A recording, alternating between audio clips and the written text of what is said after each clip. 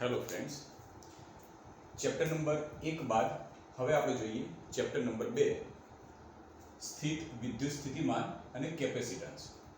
મિત્રો, આ ચેપ્ટર જે છે એ બોર્ડની પરીક્ષાની અંદર 8 માર્ક્સનું પૂછાય છે. આનું વેઇટેજ છે 8 માર્ક્સ. બોર્ડની એક્ઝામની અંદર આ ચેપ્ટરમાંથી 8 માર્ક્સનું પૂછાય છે. બરાબર છે? તો એ પ્રમાણે આપણે આ ચેપ્ટરની તૈયારી કરવાની રહેશે. જોઈએ કે ચેપ્ટરમાં શું આવતું હશે. તો ચેપ્ટરનું પહેલા ટાઇટલ સમજીએ અને ટાઇટલ ઉપરથી આપણે વિચારીએ કે આ ચેપ્ટરની અંદર હશે શું.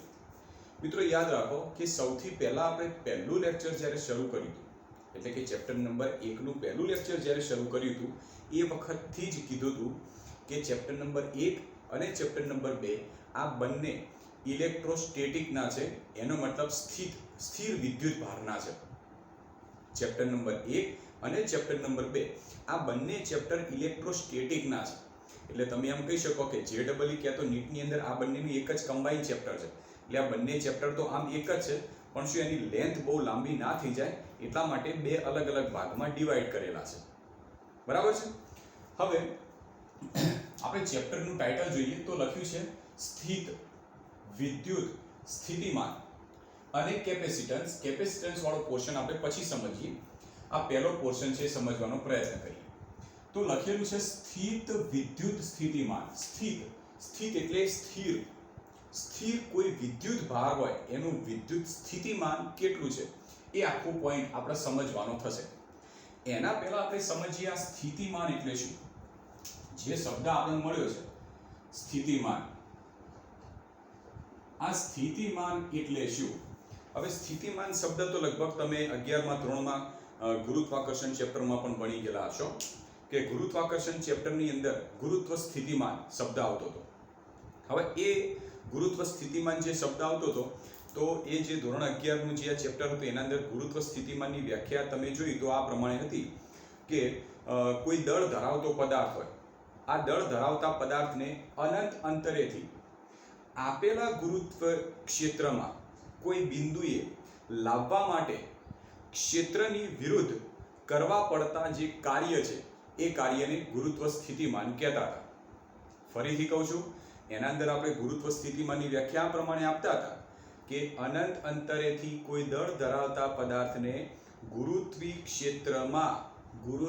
ક્ષેત્રમાં આપેલા બિંદુ સુધી લાવવા માટે કરવા પડતા કાર્યના ઋણ મૂલ્યને અથવા તો ક્ષેત્રની વિરુદ્ધ કરવા પડતા કાર્યને આપણે ગુરુત્વ સ્થિતિમાન કહેતા હતા.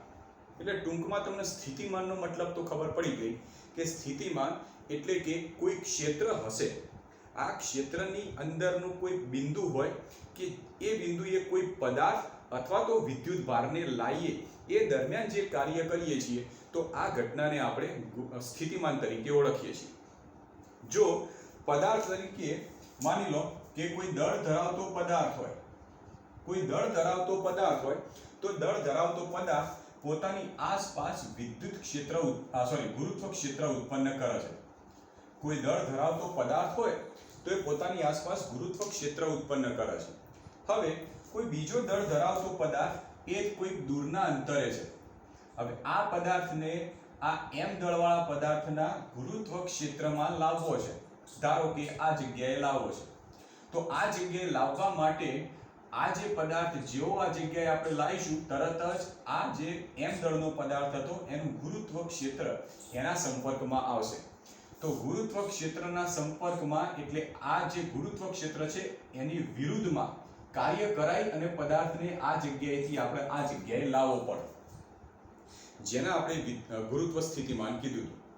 સેમ વસ્તુ આપણે સમજીએ વિદ્યુત સ્થિતિમાન એટલે શું. મિત્રો, યાદ રાખો સ્થિતિમાન શબ્દની અંદર આ ક્ષેત્ર જે આવ્યો એ ક્ષેત્ર ઉપર સૌથી વધારે ભારણ આપવાનું છે. તો પોઈન્ટ્સ આપણે સમજીએ વિદ્યુત સ્થિતિમાનને ધ્યાનમાં રાખી. માની લઈએ કે આપણી પાસે કોઈ એક ધન વિદ્યુત ભાર છે. ધારો કે આ જગ્યાએ અત્યારે કેન્સલ કરી દઈએ. માની લો કે આ જગ્યાએ આપણી પાસે કોઈ ધન વિદ્યુત ભાર છે,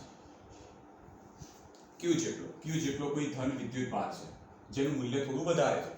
હવે ખબર છે કે કોઈ ધન વિદ્યુત ભાર હોય તો એનું વિદ્યુત ક્ષેત્ર કઈ દિશામાં હશે? દૂર તરફ જતી દિશામાં અને ત્રિજ્યાવર્તી રીતે. તો આ જે ધન વિદ્યુત ભાર હતો એનું વિદ્યુત ક્ષેત્ર આપણે જોયું તો આની દરેકે દરેક બાજુ ચારે બાજુ પણ દૂર તરફ જતી દિશામાં આપણને આનું વિદ્યુત ક્ષેત્ર મળ્યું.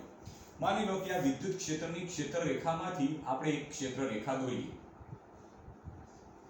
આ એક ક્ષેત્ર રેખા દોરી. આ વિદ્યુત ભારની જે બધી ક્ષેત્ર રેખાઓ હતી એમાંથી એક ક્ષેત્ર રેખા મેં આવી રીતે દોરી અને આ ક્ષેત્ર રેખા એવું દર્શાવે છે કે q વિદ્યુત ભારનું આ દિશામાં વિદ્યુત ક્ષેત્ર આવી દિશામાં છે. બરાબર ખ્યાલ આવી ગયો? હવે આ જે વિદ્યુત ક્ષેત્ર હતું આ વિદ્યુત ક્ષેત્રમાં આપણે બે બિંદુ દર્શાવી દઈએ. ધારો કે એક બિંદુ આ જગ્યાએ દર્શાવીએ અને બીજું બિંદુ આ જગ્યાએ દર્શાવીએ. તમે બે સ્ટોપ પણ કહી શકો કે એક સ્ટોપ આ જગ્યાએ છે બીજું સ્ટોપ આ જગ્યાએ છે. યાદ રાખો કે જે વિદ્યુત ભાર q રાખ્યો છે એ q વિદ્યુત ભાર એવો રાખ્યો છે કે આ વિદ્યુત ભાર પોતાના સ્થાન ઉપરથી ખસતો નથી અને પોતાની આસપાસ વિદ્યુત ક્ષેત્ર ઉત્પન્ન કરે છે. માટે આવા વિદ્યુત ભારને આપણે સ્ત્રોત વિદ્યુત ભાર તરીકે ઓળખીએ છીએ. એટલે કે આપણે એક સ્ત્રોત વિદ્યુત ભાર થોડો મોટો લીધો કે જે પોતાના સ્થાન ઉપરથી ખસી શકતો નતો એવો એક વિદ્યુત ભાર લીધો અને આ વિદ્યુત ભારનું વિદ્યુત ક્ષેત્ર આવી દિશામાં હતું જેના ઉપરના આપણે બે સ્થાન નક્કી કરી કાઢીએ એ સ્થાન અને બી સ્થાન.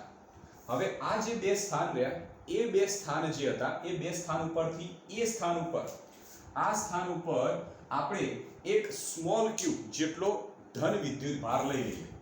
આ જગ્યાએ એ સ્થાન ઉપર સ્મોલ q જેટલો એક ધન વિદ્યુત ભાર આપણે મૂકી દઈએ, સ્થિર મૂકી દઈએ. યાદ રાખો કે આ ધન વિદ્યુત ભારનું વિદ્યુત ક્ષેત્ર બહુ દૂર સુધી વિસ્તરેલું છે. આ વિદ્યુત ક્ષેત્રના સંપર્કમાં અથવા તો એના માર્ગમાં કોઈ એક બિંદુ એ આગળ આપણે કોઈ એક બિંદુવત ધન વિદ્યુત ભાર લઈ લઈએ. આ જે ધન વિદ્યુત ભાર હતો એને તમે પરીક્ષણ વિદ્યુત ભાર તરીકે પણ ઓળખી શકો છો. તો એક પરીક્ષણ વિદ્યુત ભાર q લઈ લીધો.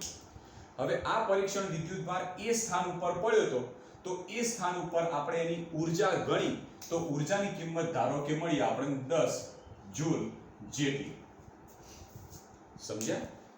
આ જે વિદ્યુત ક્ષેત્ર હતું એ વિદ્યુત ક્ષેત્રમાં કોઈ એક સ્થાન ઉપર તમે q જેટલો પરીક્ષણ વિદ્યુત ભાર મૂક્યો. જે પરીક્ષણ વિદ્યુત ભાર સ્થિર મૂક્યો એ પરીક્ષણ વિદ્યુત ભારની શરૂઆતમાં સ્થિતિ ઊર્જા 10 જૂલ જેટલી હતી. હવે આ પરીક્ષણ વિદ્યુત ભારને વિદ્યુત ક્ષેત્રની વિરુદ્ધ દિશામાં આ સ્થાન ઉપરથી એટલે કે એ નંબરના સ્થાન ઉપરથી બી નંબરના સ્થાન ઉપર લાવી દઈએ. એટલે કે આ જે વિદ્યુત ભાર હતો એના આપણે આવી દિશામાં ગતિ કરાવી અને આ જગ્યાએ લાવી દઈએ. પરીક્ષણ વિદ્યુત ભાર આ સ્થાન ઉપર આવી ગયો. હવે પ્રશ્ન પૂછ્યોનો જવાબ આપજો. શું પરીક્ષણ વિદ્યુત ભાર એ સ્થાન ઉપરથી જ્યારે બી સ્થાન ઉપર આવી જાય તો એ દરમિયાન એની પાસે જે શરૂઆતમાં સ્થિતિ ઊર્જા હતી અથવા તો ઊર્જા હતી એના કરતા બી સ્થાન ઉપર ઊર્જા વધારે હશે કે ઓછી હશે? એ સ્થાન ઉપર પરીક્ષણ વિદ્યુત ભારની જે ઊર્જા હતી એના કરતા બી સ્થાન ઉપર એની ઊર્જા વધારે હશે કે ઓછી હશે? ચલો સમજીએ, કોઈક ઉદાહરણ લઈ સમજીએ. કોઈક સ્પ્રિંગનું ઉદાહરણ લઈએ. માની લો કે એક સ્પ્રિંગ આવી રીતની છે. આ જે સ્પ્રિંગ છે એની સંતુલન સ્થિતિ આટલા સુધીની આ સ્પ્રિંગ હતી. હવે આ સ્પ્રિંગના નીચે આપણે એક પથ્થર બાંધીએ છીએ અથવા તો એક પદાર્થ આપણે સ્પ્રિંગના નીચે બાંધીએ. ઓકે, ત્રીજી સ્થિતિમાં એવું કરીએ કે આ જે પદાર્થ હતો એને નીચે તરફ થોડો ખેંચીએ અને આ સ્થિતિમાં લાવી દઈએ.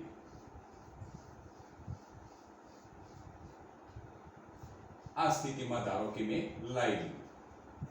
આ ત્રીજી સ્થિતિ. હવે પહેલી સ્થિતિમાં તમને જે સ્પ્રિંગની સ્થિતિ દેખાય છે એ અત્યારે સંતુલિત સ્થિતિ છે. બીજી કન્ડિશનની અંદર તમને સ્પ્રિંગની જે સ્થિતિ દેખાય છે કે જેના નીચે તમે પદાર્થ બાંધો છો તો સ્પ્રિંગના થોડા કાપા છૂટા પડી ગયેલા. માની લો કે આ સ્પ્રિંગના નીચે તમે જેવો પદાર્થ લટકાયો પછી તમારે એના ઉપર હાલ પૂરતું કોઈ બળ નહીં આપવાનું તો આ એ બીજા વખતની સંતુલન સ્થિતિ થઈ. ત્રીજી સ્થિતિમાં આપણે એવું કરીએ કે આ જે પદાર્થ હતો એને નીચે તરફ ખેંચીએ એટલે નીચે તરફ ખેંચીને આવી સ્થિતિમાં લાવીએ અને આવી સ્થિતિમાં લાવી અને પકડી રાખી. શું કીધું મેં સમજ્યા? કે બીજા નંબરની સ્થિતિ આવી હતી, ત્રીજા નંબરની સ્થિતિમાં સ્પ્રિંગને મેં આમ નીચે તરફ લાવી, એટલે કે પદાર્થને નીચે લાવી અને સ્પ્રિંગ આવી રીતે ખુલ્લી રહે એવી રીતે રાખ્યો, આ જગ્યાએ મેં સ્થિર રાખ્યો. તો જેવી તમે આ સ્થિતિમાંથી ત્રીજા નંબરની સ્થિતિમાં સ્પ્રિંગને લાવશો, એવી એ દરમિયાન તમે આ સ્પ્રિંગને ખેંચી અને નીચે તરફ લાવવાના છો. કોઈક બળ લગાડી નીચે તરફ લાવશો. તમે જેવું આ સ્પ્રિંગ ઉપર બળ લગાડશો તો બળ લાગવાને લીધે સ્પ્રિંગ જે આ સ્થિતિમાં હતી એના બદલે જે નવી સ્થિતિમાં આવી જાય છે, એ દરમિયાન ધારો કે d જેટલું સ્થાનાંતર કરે છે. શું કર્યું? કે બીજા નંબરની સ્થિતિ ઉપર પદાર્થને બળ લગાડી અને નીચે તરફ બળ લગાડી અને ત્રીજા નંબરની સ્થિતિમાં લાયા. એ દરમિયાન ધારો કે d જેટલું સ્થાનાંતર કર્યું. તો કહી શકાય કે બીજા નંબરની સ્થિતિમાંથી જ્યારે ત્રીજા નંબરની સ્થિતિમાં સ્પ્રિંગ લાવીએ છીએ એ દરમિયાન આ સ્પ્રિંગ ઉપર આપણે કંઈક કાર્ય કર્યું, F × d જેટલું કહી શકાય. કારણ કે સ્પ્રિંગ હતી આ સ્થિતિમાંથી જ્યારે તમે આ સ્થિતિમાં લાવશો એવા વખતે તમે એના ઉપર બળ લગાડવાના, અને બળ લગાડશો એટલે કંઈક સ્થાનાંતર થશે, અને સ્થાનાંતર અને બળ ભેગા થઈ અને ટૂંકમાં કહી શકાય કે સ્પ્રિંગ ઉપર તમે કાર્ય કર્યું એમ કહી શકો. હવે જ્યારે આ ત્રીજી સ્થિતિમાં રહેલી જે સ્પ્રિંગ હતી એને આમના આમ પકડી રાખો, હજી છોડવાનું નથી. તો આમના આમ પકડી રાખશો તો આ કન્ડિશન એટલે એની સ્થિર કન્ડિશન થશે. તો જો તમે આમના આમ પકડી રાખશો તો આમના આમ જો પકડી રાખવી હશે તો તમારે એટલું કાર્ય કરાયેલું જ રાખવું પડશે. સમજ પડી કે નહીં? કોઈ સ્પ્રિંગ છે અત્યારે નોર્મલ સ્થિતિમાં છે, હવે તમે એને ખેંચીને સ્પ્રિંગ લાંબી કરી, જો છોડી દેશો તો સ્પ્રિંગ પાછી મૂળ સ્થિતિમાં જતી રહેવાની છે. પણ આ જે સ્પ્રિંગ હતી તમે ખેંચીને જે લાંબી કરી હતી એમના એમ તમારે પકડી રાખવી છે. તો શું કરવું પડશે? તમારે એના ઉપર બળ લગાડેલું રાખવું પડશે, અથવા તો તમારે એના ઉપર કાર્ય કરેલું રાખવું પડશે. તો આ જે કાર્ય તમે કરશો એ કાર્ય આ સ્પ્રિંગની અંદર એક ઊર્જા સ્વરૂપે સંગ્રહ પામશે, અને જો તમે એમના એમ પકડી રાખશો તો આ ઊર્જા એ આ સ્પ્રિંગમાં સ્થિતિ ઊર્જાના સ્વરૂપમાં સંગ્રહ પામશે. હવે માની લો કે તમે ખેંચેલી સ્પ્રિંગ હતી એને તરત છોડી મૂકો, તો જે સ્થિતિ ઊર્જાનો સંગ્રહ થયો તો એનો ગતિ ઊર્જામાં રૂપાંતર કરી અને સ્પ્રિંગ મૂળ સ્થિતિમાં આવી જશે. એટલે તમને એટલી તો ખબર પડી કે આ સ્થિતિમાં સ્પ્રિંગ પાસે કંઈક ઊર્જા તો હતી જ, પણ જ્યારે આપણે એના ઉપર કાર્ય કરીએ છીએ તો કાર્ય સ્વરૂપની વધારાની ઊર્જા પણ આની અંદર સંગ્રહ પામે છે. તો આ સ્થિતિ કરતાં આ સ્થિતિમાં થોડી ઊર્જાની કિંમત વધારે હશે. ખબર પડી ગઈ? અહીંયા આગળ આવીએ. હવે આપણે આપણા પોઈન્ટ તરફ આવીએ. આપણા પોઈન્ટમાં જો કે કોઈ ધન વિદ્યુત ભાર હતો, આ ધન વિદ્યુત ભારનું વિદ્યુત ક્ષેત્ર તમને ખબર છે કે આવી દિશામાં આપણે લીધેલું છે. હવે ધન વિદ્યુત ભારમાં વિદ્યુત ભારથી જેમ દૂર તરફ જતા જઈએ છીએ એમ વિદ્યુત ક્ષેત્રનું મૂલ્ય ઘટતું જાય છે. અને જો વિદ્યુત ક્ષેત્રનું મૂલ્ય ઘટતું જાય તો F = Q × E અનુસાર જો વિદ્યુત ક્ષેત્ર ઘટતું જાય તો લાગતું બળ પણ ઘટતું જાય. ખબર પડી? વિદ્યુત ભારથી તમે જેમ દૂર તરફ જતા જાઓ એમ વિદ્યુત ક્ષેત્રનું મૂલ્ય ઘટતું જાય, અને વિદ્યુત ક્ષેત્ર ઘટતું જાય એમ એના ઉપર લાગતું બળ પણ ઘટતું જવાનું. તમે ટૂંકમાં ઊંધું પણ વિચારી શકો કે દૂરના અંતરેથી જેમ વિદ્યુત ભાર તરફ તમે આવતા જો એમ વિદ્યુત ક્ષેત્ર પ્રબળ બનતું જાય. વિદ્યુત ક્ષેત્ર પ્રબળ બનશે, અને વિદ્યુત ક્ષેત્ર જો પ્રબળ બની જાય તો એના ઉપર લાગતું બળ પણ કેવું થઈ જશે? પ્રબળ બનશે.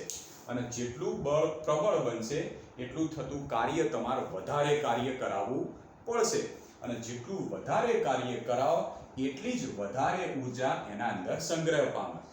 તો આ સ્થિતિમાં જ્યારે કોઈ વિદ્યુત ભાર હોય એની પાસે જેટલી સ્થિતિ ઊર્જા હોય એના કરતાં જો વિદ્યુત ભારને કેપિટલ Q તરફ તમે નજીક તરફ લાવતા જો, એટલે આવી દિશામાં તમે જ્યારે સ્થાનાંતર કરાવો છો એટલે કે પ્રબળ વિદ્યુત ક્ષેત્ર તરફ તમે કાર્ય કરાવશો તો તમારે વધારે બળની જરૂર પડશે, અને વધારે બળની જરૂર પડશે તો તમારે વધારે કાર્ય કરવું પડશે W = F × d અનુસાર.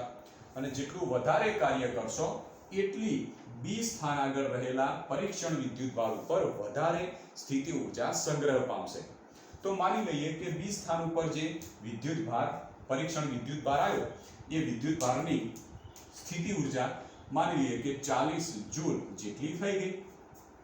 તો વિદ્યુતભાર વિદ્યુત ક્ષેત્રના દૂરના સ્થાને હતો તો સ્થિતિ ઊર્જા ઓછી હતી, પણ દૂરના સ્થાનેથી નજીક તમે લાવતા જશો એમ તમે પ્રબળ વિદ્યુત ક્ષેત્રમાં આવતા જશો, અને જેમ જેમ પ્રબળ વિદ્યુત ક્ષેત્રમાં આવતા જશો એમ તમારું લાગતું જે બળ હશે એ બળની કિંમત વધતી જશે, અને બળની કિંમત વધતી જશે તો તમારે વધારે કાર્ય કરાવવું પડશે. ટૂંકમાં આપણે હવે બીજી રીતે સમજીએ કે આપણને ખબર છે કે એક ધન વિદ્યુત ભાર હોય, આ ધન વિદ્યુત ભારનું વિદ્યુત ક્ષેત્ર બધી દિશામાં છે. હવે આની નજીકમાં તમે બીજો કોઈ ધન વિદ્યુત ભાર લઈ લો, આ કેપિટલ Q લઈ લો, આ બાજુ સ્મોલ q લઈ લો.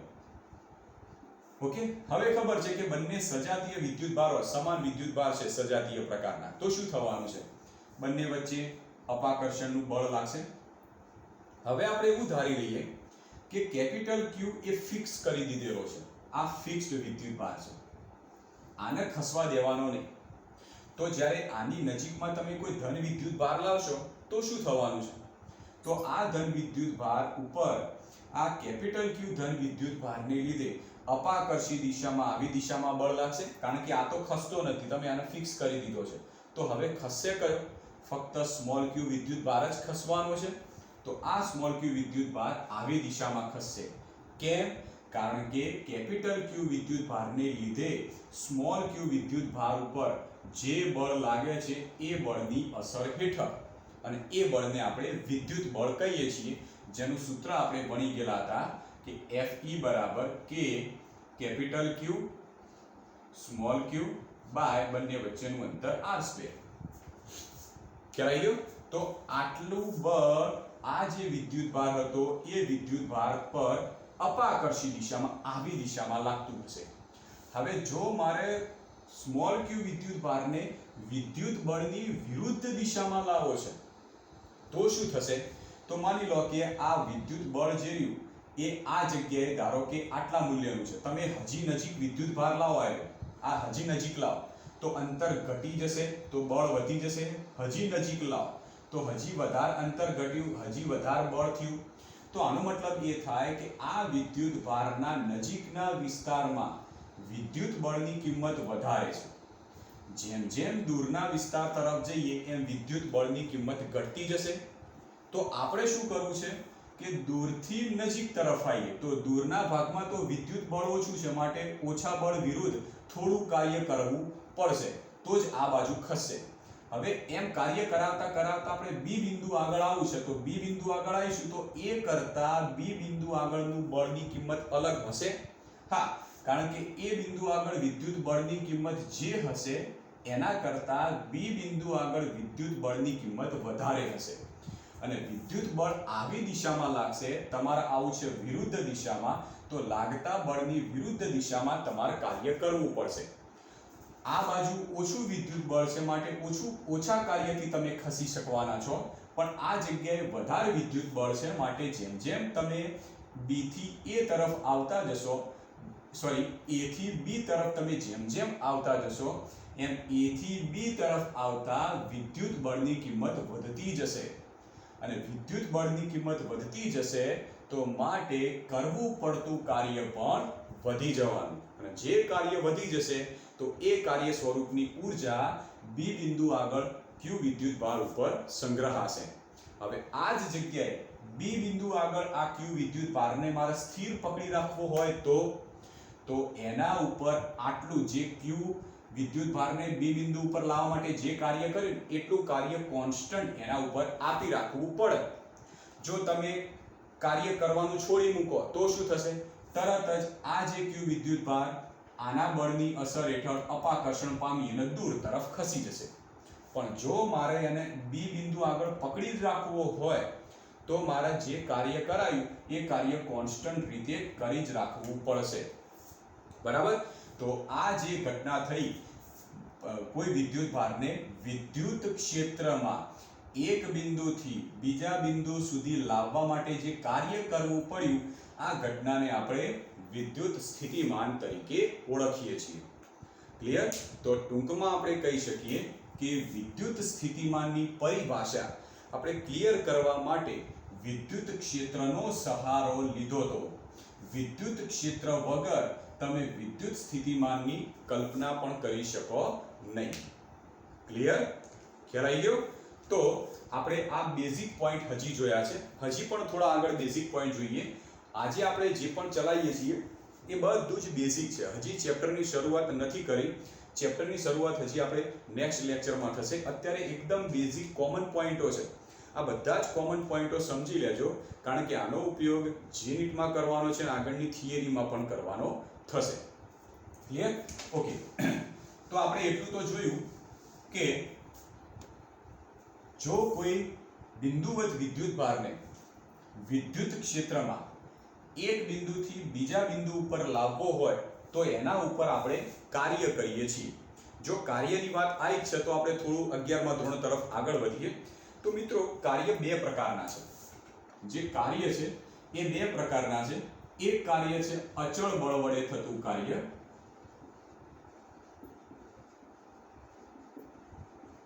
એક કાર્ય છે અચળ બળ વડે થતું કાર્ય, જેના માટેનું સૂત્ર આપણે ભણી ગયેલા હતા, W = F.D સદિશ સ્વરૂપે. બીજું જે કાર્ય છે એ ચલ બળ વડે થતું કાર્ય. બીજું કાર્ય છે એ ચલ બળ વડે થતું કાર્ય છે, જેનું સૂત્ર થાય છે W = સૂત્ર આપણે સમજવા માટે અહીં આગળ ફરીથી આવીએ. હવે ચલ બળ વડે થતું કાર્ય એટલે શું? તો ખબર છે કે A થી લઈ B સુધીના સમગ્ર વિસ્તારમાં તમે ગમે એટલા પોઈન્ટો ખસતા ખસતા આવશો તો બધા જ પોઈન્ટો ઉપર લાગતું વિદ્યુત બળનું મૂલ્ય અલગ અલગ હશે. સાચી વાત છે? તમે A સ્થાન ઉપરથી B સ્થાન ઉપર આવો. A સ્થાન એટલે +q વિદ્યુત ભારથી દૂરનું સ્થાન, B સ્થાન એટલે +q વિદ્યુત ભારથી નજીકનું સ્થાન, અને +q વિદ્યુત ભારથી દૂરના સ્થાને વિદ્યુત ક્ષેત્ર નિર્બળ માટે બળ પણ ઓછું.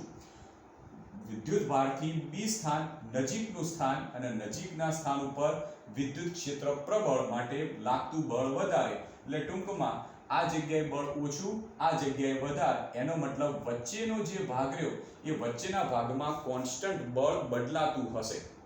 તો આવી સ્થિતિમાં આપણે શું કરવું પડશે કે જ્યારે તમે કોઈ પણ વિદ્યુત ભારને A સ્થાન ઉપરથી B સ્થાન ઉપર લાવશો અને એવી સ્થિતિમાં જો બળની કિંમત બદલાતી હોય તો આવી સ્થિતિમાં આપણે જે કાર્ય A થી B સુધીનું સમગ્ર કાર્ય નહીં ગણતા, પણ શોર્ટ નાના ટુકડાઓમાં કાર્ય આપણે ગણવું પડે. ક્યારે? કે જો સમગ્ર માર્ગ ઉપર કાર્ય બદલાતું હોય, સમગ્ર માર્ગ ઉપર બળની કિંમત જો બદલાતી હોય તો આવી સ્થિતિમાં એક નંબરના માર્ગથી બીજા નંબરના અથવા તો બીજા નંબરના માર્ગથી એક નંબરના માર્ગ ઉપર તમે જો અને વચ્ચે જો બળ બદલાતું હોય તો આવી સ્થિતિમાં તમારે કાર્ય ટુકડે ટુકડે ગણવું પડે. માની લઈએ કે પહેલા આપણે શું કરવું પડે કે એ સ્થાન ઉપરથી ધારો કે આ 1 નંબરના સ્થાન ઉપર આવવું પડે, પછી 2 નંબરના, 3 નંબરના, 4 નંબરના, 5 નંબરના, એમ કરતા કરતા ટુકડા સ્થાન ઉપર આવવું પડે. તમે A થી 1 નંબરના સ્થાન ઉપર આવો એ દરમિયાનનું કાર્ય શોધવું પડે. 1 થી 2 નંબરના સ્થાન ઉપર આવો એ દરમિયાનનું કાર્ય શોધવું પડે. 2 થી 3 નંબરના સ્થાન ઉપર આવો એ દરમિયાનનું કાર્ય શોધવું પડે. આમ દરેક નાના સૂક્ષ્મ ભાગ દરમિયાનનું કાર્ય શોધી અને બધાનો સરવાળો કરો તો એ A થી B સુધીનું સમગ્ર કાર્ય થાય. ક્યારે? જો એક સ્થાન અને બીજું સ્થાન બંને વચ્ચેના સ્થાનના વચ્ચેના ગાળામાં બળની કિંમત બદલાતી હોય ત્યારે. અને આવું બળની કિંમત જે બદલાય એ બળને કહેવાય ચલ બળ. જે બદલાઈ જાય છે, અંતર સાથે એની કિંમત બદલાઈ જાય છે. તો આવી સ્થિતિમાં કાર્યનું સૂત્ર છે કાર્ય W =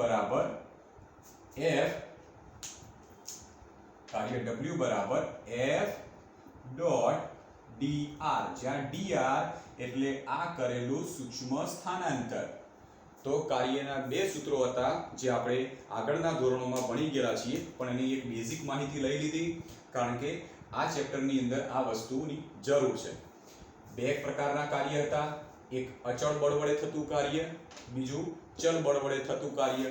અચળ બળનો મતલબ એવો થાય કે એક માર્ગથી બીજા માર્ગ ઉપર તમે જો તો એ દરમિયાન આખા ગાળામાં બળની કિંમત જો અચળ રહેતી હોય તો એવી સ્થિતિમાં તમે જે કાર્ય કરો એ આ સૂત્રની મદદથી આપણે શોધીએ છીએ.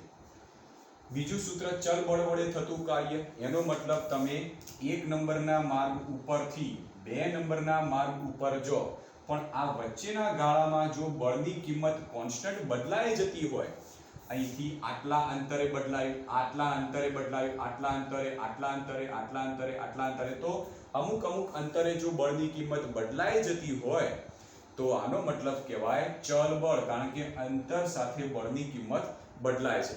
તો આવી સ્થિતિમાં 1 થી લઈને 2 ગાળા દરમિયાનનું જો કાર્ય શોધવું હોય તો એના માટેનું સૂત્ર આવી રીતનું સૂત્ર આપણે ભણી શકીએ. ક્લિયર? હજી તો આ અડધું સૂત્ર છે, એની હજી થોડી વિગતે ચર્ચા કરવાની બાકી છે. પહેલા આપણે આના વિશેની થોડી ચર્ચા કરી લઈએ કે અચળ બળ વડે થતું કાર્ય, અચળ બળ વડે થતું કાર્ય એ જે છે એ કેવી રીતે આપણે વાપરીએ છીએ, સ્થાનાંતર સાથે આ બળ કેવી રીતે બદલાય છે, ધન આવે છે કે ઋણ આવે છે, એના વિશે સમજીએ. માની લો કે એક બ્લોક છે, એક બ્લોક લઈ લઈએ, આ બ્લોકની ચારે બાજુ બળ લગાડીએ, અચળ બળ લગાડીએ, બધા ચારે બાજુ અચળ બળ લગાડીએ. આ દિશામાં તમે બળ લગાડો, આવી દિશામાં બળ લગાડો, આવી દિશામાં પણ બળ લગાડો છો અને આવી દિશામાં પણ બળ લગાડો છો. આવી દિશામાં લાગતું બળ F1 બરાબર 10 ન્યૂટન છે, આવી દિશામાં લાગતું બળ F2 બરાબર 5 ન્યૂટન છે, આવી દિશામાં લાગતું બળ F3 બરાબર 3 ન્યૂટન છે, અને સોરી 5 ન્યૂટન રાખી દઈએ, અને આવી દિશામાં લાગતું બળ F4 બરાબર 5 ન્યૂટન જેટલું છે. તો એક બ્લોક ઉપર ચારે બાજુ બળ લાગે છે. હવે આ જે બ્લોક રહ્યો, આ બ્લોકનું પરિણામી સ્થાનાંતર આવી દિશામાં થાય છે અને એ લગભગ માની લઈએ કે 20 સેન્ટીમીટર જેટલું આવી દિશામાં બ્લોકનું સ્થાનાંતર થાય છે. આપણે એક ઉદાહરણ લઈએ છીએ કે એક બ્લોક લઈ લઈએ, આ બ્લોકની ચારે બાજુ બળ લગાડીએ, બરાબર. હવે આ બ્લોકની ચારે બાજુ બળ લગાડવાથી બ્લોક એ જમણી તરફ d બરાબર 20 સેન્ટીમીટર જેટલું ખસે છે. તો આ બ્લોક ઉપર લાગતું બળ કેટલું હશે? તો તમને દેખાય છે કે બ્લોકની ચારે બાજુ બળ લાગે છે, તો બ્લોકની ચારે બાજુના બળના ઉપરથી આપણે કાર્યની ગણતરી કરી લઈએ. તો કાર્ય કેટલું થશે એ શોધીએ. તો સૌથી પહેલા F1 બળને કારણે થતું કાર્ય કેટલું હોય છે એની ગણતરી કરીએ.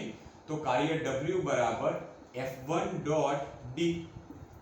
હવે ડોટ પ્રોડક્ટ છે જો કાઢી દઈએ તો સીધું શું થશે? F1D cos થીટા, જ્યાં થીટા એટલે F1 અને D વચ્ચેનો ખૂણો. તો F1 આ દિશામાં, D પણ એ દિશામાં, બંને વચ્ચેનો ખૂણો થીટા 0 થઈ ગયા. તો F1 તરીકે 10 ન્યૂટન અને D તરીકે 20 સેન્ટીમીટર એટલે 0.2 મીટર cos 0 અને cos 0 બરાબર 1. તો 0.2 ગુણ્યા 10 એટલે આવશે 2 W1 જૂલ. તો 2 જૂલ થઈ કાર્ય થઈ ગયું. હવે આ નીચેની તરફ જે બળ લાગે છે, સોરી જે પાછળની તરફ જે આપણે 2 નંબર ઉપર આપ્યો છે, ઓકે, ઉપરની તરફ જે બળ લાગે છે એના દ્વારા કેટલું કાર્ય થતું હશે એ શોધીએ. તો W2 બરાબર F2D cos થીટા. F2 તરીકે 5 ન્યૂટન, D તરીકે થતું સ્થાનાંતર 0.2 મીટર અને cos થીટા તરીકે કેટલો ખૂણો થશે? તો બળ આ દિશામાં, સ્થાનાંતર આ દિશામાં, તો બંને વચ્ચેનો ખૂણો થીટા કેટલો થયો? 0. Sorry 90 degree. તો cos 90 એટલે 0 ની કિંમત થઈ ગઈ, તો 90 ડિગ્રી. ધેરફોર આ cos 90 એટલે 0, તો કાર્ય W કેટલું થશે? 0 જેટલું, 0 જૂલ. એ જ રીતે આપણે F3 ની ગણતરી કરીએ. F3 એ આ દિશામાં છે, તો F3 ની ગણતરી આના નીચે જ કરીએ. તો કાર્ય W3 બરાબર શું થશે? F3D cos theta. થીટા તરીકે કેટલું થવાનું? આ F3 આ બાજુ, સ્થાનાંતર આ બાજુ, તો બંને વચ્ચેનો ખૂણો 90 ડિગ્રી જેટલો જ થવાનો છે. તો 90 ડિગ્રી અને cos 90 એટલે 0 તો આખી કિંમત 0 તો W3 બરાબર કેટલા જૂલ થયા 0 જૂલ એ જ રીતે F4 બળ આ દિશામાં છે હવે F4 બળ આ દિશામાં તો એના દરમિયાન થતું કાર્ય W4 બરાબર F4 D cos થીટા બરાબર કેટલો થવાનો તો F4 અને D પરસ્પર વિરુદ્ધ સાઈડ છે તો માટે ખૂણો 180 ડિગ્રી થશે ખૂણો 180 એટલે માઈનસ કિંમત થઈ જવાની -1 F4 ની કિંમત મૂકીએ તો 5 ન્યૂટન D એટલે 0.2 અને cos 180 એટલે -1 હવે 5 દુ 10 એટલે 1 તો થયા આ બંનેનો જવાબ 1 આવ્યો અને -1 છે એટલે -1 આગળ તો -1 જૂલ આટલું કાર્ય થયું હવે આ બંને કાર્યોની કિંમત મળી છે જ્યારે આ બંને કાર્યોની કિંમત નહીં મળી એટલે આપણને ખબર પડી જાય છે કે જો બળ અને સ્થાનાંતર પરસ્પર લંબ હોય તો કાર્યની કિંમત શૂન્ય થાય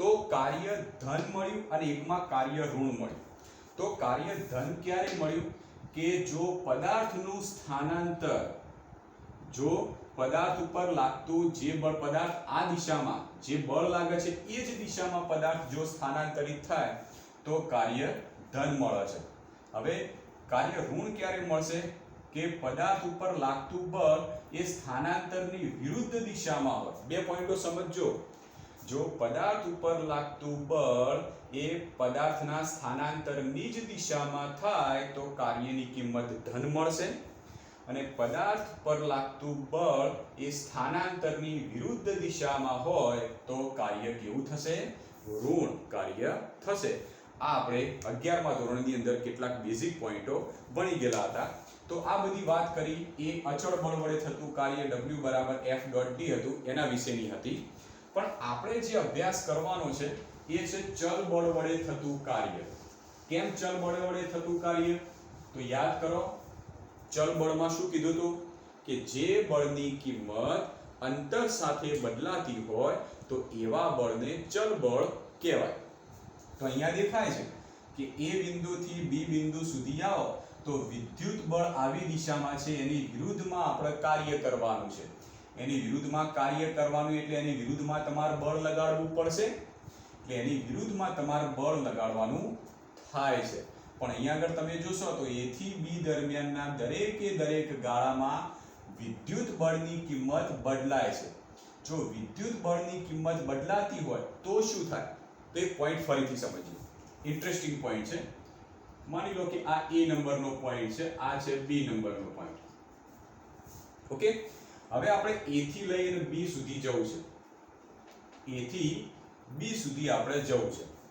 માની લો કે B થી A તરફની દિશામાં પવન ફૂંકાય છે જોરદાર પવન ફૂંકાય છે ધારો કે પવનની ઝડપ કહી દઉં તો પવનની ઝડપ હતી માની લો કે 20 કિલોમીટર થોડી વધારી દઈએ આપણે એક કામ કરીએ 40 કિલોમીટર પ્રતિ કલાકની છે બરાબર A થી B દરમિયાન આપણે જઈએ છીએ પણ એ દરમિયાન પવન ફૂંકાય છે 40 કિલોમીટર પ્રતિ કલાક હવે તમને ખબર છે કે પવન આવે છે B થી A તરફ 40 કિલોમીટર પ્રતિ કલાક જો તમારે A થી B તરફ જવું હોય તો તમારે આ જે પવનની જે ઝડપ હતી એને વધારે ઝડપથી વધારે ફોર્સથી તમે જશો તો જ A થી B તરફ તમે જવાના સાચી વાત છે જો તમારે A થી B તરફ જવું હોય તો જે B થી A તરફ જે બળ લાગશે એની વિરુદ્ધમાં એના કરતાં થોડું વધારે બળ આપી અને તમારે જવું પડશે હવે અહીંયા જો કે A નંબરના સ્થાન ઉપરથી B નંબરના સ્થાન ઉપર મારે આવવું છે A નંબરના સ્થાન ઉપર બળની કિંમત વિદ્યુત બળની કિંમત ઓછી હતી માટે મેં ઓછું બાહ્ય બળ લગાડ્યું એની વિરુદ્ધમાં જેના લીધે ઓછું કાર્ય થયું જો હું એટલું ને એટલું બાહ્ય બળ જાળવી રાખું તો શું થશે તો એટલું ને એટલું બાહ્ય બળ જાળવી રાખું તો લગભગ એક સ્ટોપથી બીજા સ્ટોપ સુધી જઈ શકું પણ એનાથી જો આગળના સ્ટોપમાં જવું હોય તો જેમ જેમ હું આગળના સ્ટોપમાં જઈ એમ વિદ્યુત બળની કિંમત વધારે છે જો વિદ્યુત બળની કિંમત વધી જશે તો મારે બાહ્ય બળની કિંમત પણ કોન્સ્ટન્ટ રીતે વધારવી પડશે તો બાહ્ય બળની કિંમત કોન્સ્ટન્ટ રીતે વધારવાથી જ તમે A નંબરના સ્થાન ઉપરથી B નંબરના સ્થાન ઉપર જઈ શકો છો તો આમ કોઈ પણ વિદ્યુત ભારને વિદ્યુત ક્ષેત્રમાં એક સ્થાન ઉપરથી બીજા સ્થાન ઉપર લાવવો હોય તો એના ઉપર કાર્ય કરવું પડશે અને આ કાર્યમાં લાગતું બાહ્ય બળ એક કોન્સ્ટન્ટ રીતે તમારે વધારવું પડશે. પણ આવી સ્થિતિમાં જ્યારે કોઈ વિદ્યુતભાર એ સ્થાન ઉપરથી બી સ્થાન ઉપર જતો હોય છે તો આનો જે ગતિમાર્ગ હોય છે, આ છે એનો ગતિમાર્ગ, એટલે આવી દિશામાં જાય છે. તો આ સમગ્ર ગતિ દરમિયાન યાદ રાખજો મહત્વનું પોઈન્ટ, જ્યારે વિદ્યુતભારને આપણે એ સ્થાન ઉપરથી બી નંબરના સ્થાન ઉપર લાવીએ છીએ તો એ નંબરના સ્થાન ઉપરથી બી નંબરના સ્થાનની આ વચ્ચેના ગાળામાં એની ગતિ હંમેશા અચળ વેગી ગતિ હોય છે. એથી લઈ બી નંબરના સ્થાન ઉપર જેવા તમે વિદ્યુતભારને લાવશો તો એ જ્યારે તમે વિદ્યુતભારને લાવો છો એ દરમિયાન એનો વેગ હંમેશા અચળ જ હોવો જોઈએ, તો જ આ કાર્ય સક્સેસફુલ થશે. બરાબર? તો એ નંબરના સ્થાન ઉપરથી બી નંબરના સ્થાન ઉપર તમે જ્યારે વિદ્યુતભારને લાવશો ત્યારે હંમેશા અચળ વેગથી, અચળ વેગનો મતલબ એમ કહેવાશે કે પ્રવેગ રહિત ગતિ. ખબર પડી? અચળ વેગ કહો કે પ્રવેગ રહિત. ખબર પડી કેવી રીતે? કે પ્રવેગ a બરાબર dv/dt.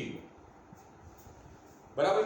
હવે માની લો કે વેગ અચળ છે, આ વેગની કિંમત અચળ હોય તો અચળનું સમય સાથેનું વિકલન શૂન્ય થવાનું છે, માટે પ્રવેગ શૂન્ય થઈ જશે. તો જો વેગ અચળ હોય તો પ્રવેગની કિંમત શૂન્ય થાય, એટલે તમારે એમ કહી શકો કે વિદ્યુતભારને a થી b તરફ લાવીએ છીએ એ દરમિયાન વચ્ચેના ગાળાની અંદર વિદ્યુતભારની જે ગતિ થશે એ ગતિ હંમેશા પ્રવેગ રહિત ગતિ જ હશે. અને પ્રવેગ રહિત ગતિનો જ ઉપયોગ કરી વિદ્યુતભાર એક નંબરના સ્થાન ઉપરથી બીજા નંબરના સ્થાન ઉપર આવશે. પણ ખબર છે કે વિદ્યુતભાર સીધો સળંગ નહીં આવતો, પણ ટુકડે ટુકડે આવે છે.